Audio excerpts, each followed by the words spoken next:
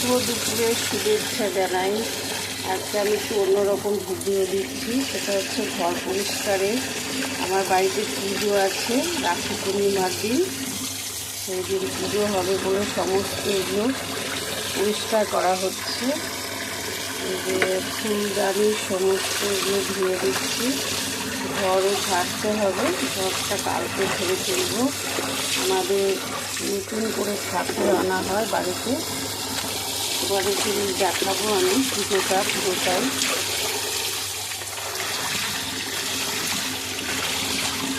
আজকে ভাবলাম যে আমি তো কাজটা করছি, তাহলে একটা ভিডিও তুলেই ফেলি, কেমন হয়। সবাই তোমরা ভালো থেকে শুভকামনা রইল।